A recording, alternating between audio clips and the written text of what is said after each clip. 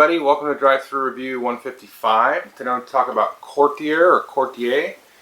This is the first game or the #1 game in a Tempest series. I've got the other two here. It's kind of cool if you can see that. You can kind of line them up on your shelf and it makes a little picture there. I already reviewed Love Letter, which is another game set in this universe. This is a game for 2 to 4 players, and I'll say right off the bat, I think this is better with 3 and 4 than the 2. For sure. And this one is probably out of these 3 the lighter of the 3. I haven't played the other 2, but this definitely seems like the lighter of the 3. And Love Letter obviously is probably even lighter than this. I would say this is on the verge of being a good gateway game. Now there is a lot of text and stuff, a lot of variable abilities. The gameplay though is very simple. It's still very strategic and it's very, very interesting. So before I review it any further, let me just tell you how it works and I'll come back and tell you what I think. So I've got the game set up here and you can see there's quite a bit of cards in the game. And it's very much a card-driven area control game. So what you're trying to do through the play of cards is put your influence cubes on these different people that are in these different sort of houses and different jobs. So you can see here you've got culture and you've got 4 people. And you're trying to not only control the individual people, but also have sort of an overall control within each house or job.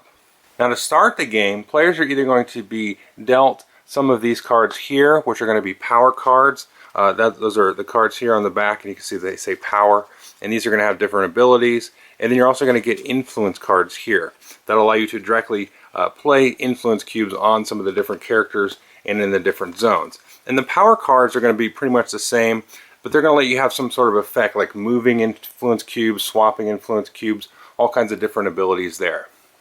Now you can either just deal out hands of these, a combination of these, or you can deal out separate hands and then allow players to bid on them. And they're going to take their influence and maybe bid a certain amount of influence on a hand, and then somebody else can come and outbid on them, and then they can bid to another hand. So basically you deal out a number of hands equal to the number of players, and you can kind of bid to have a nice starting hand. And then if you look over here, you're also going to have one face-up card from each of these piles here, and then you'll have a discard pile somewhat separate. So there'll always be sort of a face-up card that you can get at, or if you're going to draw, you can draw from the top of the deck.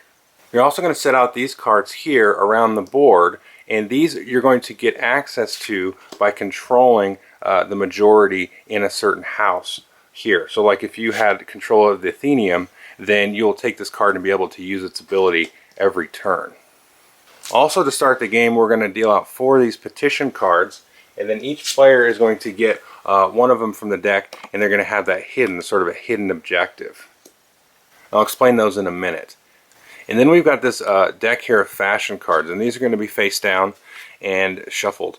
And then at the bottom, or not in the bottom, but somewhere shuffled in the bottom, the Queen is Arrested card is going to be there. And when that comes up, that's going to end the game. Now to start the game, you're going to take one of your cubes here, put it on the score track here, and you're going to take 15 and then put them into your personal supply and then set the rest aside into sort of a reserve. Now on your turn, there's basically 3 things you can do, and you can do one of those things. So very simply, the first thing you can do is take one of these back into your reserve. So as you spend them, you're going to need more. You can simply just take one into your reserve. Not optimal, but you can do that. Second thing you can do is discard as many cards as you want out of your hand. So you're going to have 5 cards in your hand, and then maybe you can discard a bunch of them and then draw back up to 5, and that can be your turn. And again, that's not optimal, but that's also not too bad either, because you can really try to set yourself up and try to get to where you have sort of a nice set of combination of cards. Now the last thing you can do is you can play a card. So you can play an influence card. You can influence, for example, the poet here, and you put a cube on the poet, and then once a guy fills up, so maybe we've got 2 cubes on here like so, and I'm the red player, and I want to take control of him, so I can place that. Once it's filled up, then I can just knock him out and then replace it with my cube. And again, you could also play a power card if you wanted. You could do the effect of the power card. And there's a whole variety of effects. I'm not really going to go into those. Sometimes you'll play a power card and say you can play this card, swap some cubes, and then play an influence card or something like that. And then also you got to keep in mind, if you have control of one of these houses, these might enhance some of your card playing abilities or allow you to score points every turn and things like that. So basically, that's what you do. You either take a cube, discard some cards, draw back up to 5, or play a card, and maybe the card will let you play other cards Once you do that, then you can draw back up to 5.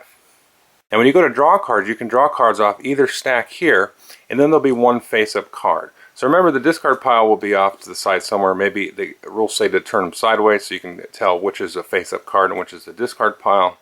And then when you draw cards, you can draw off the top, or you can spend an influence here to take the visible card into your hand, and then you'll again replace that card from the top of the stack. Now at the end of your turn, if you can fulfill any of these petitions, then you can score the petition, put that face down, and then you'll be able to add these victory points to however many victory points you may have acquired through the game at the end of the game. Now to do that, basically you need control of each of the depicted people on here. So if I control the minister, the emeritus, and the poet, I could score this, give the 10 points, and then I'm going to remove all of the cubes from each of these guys. Then I'm going to flip over the top card of this, do whatever it says, and this isn't too, like, don't think these are too chaotic or anything. These maybe will fill up different characters with neutral influence. Those are these white tokens, which isn't too bad. It's going to do that most of the time in here. So basically every time you score a petition, you're going to go through this fashion deck, and then and then kind of move along to the end of the game. And there might be some other things. Maybe it lets people take influence cubes into their supply and things like that. So if you score a hidden petition, you'll just draw a new one off the top of the deck and keep that. If you score one of the 4 available over here, you're going to replace that. And the interesting thing is if let's say one of these people here was fully filled with neutral markers, that means when it's your turn, you have control of it. So basically anybody can have control of this guy on their turn if it's totally filled with neutral markers. So that's kind of a very, very interesting aspect of the game. And if we look up here, like we've got the Admiral here, we've got 2 there of the white, and let's say I was red and I had that there, I would be able to control this even though it was full. I didn't have as many as the neutral. So the neutral's ignored for turn, in regards to controlling. Now when you go to score a petition like this, to keep in mind, for each one of these guys here, they have to be full. You can't, if this wasn't totally full, then you wouldn't control the Admiral because it's not yet full.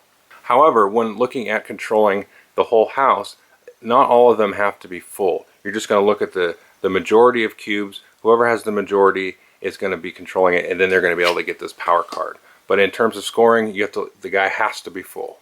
And that's pretty much the game. It's very simple. You're going to play cards, try to get influence, try to get some of these extra powers, try to trigger some of the petitions and score a lot of those. You're going to have private petitions, you're going to have the open petitions, and there's going to be a lot of cat and mouse that's going to happen here with drawing cards, playing influence, using some of the house abilities, and a lot of a variety of effects are going to happen. Okay, I hope you enjoyed the overview. Like I said at the beginning, I think this is sort of maybe like a next step or almost a gateway game.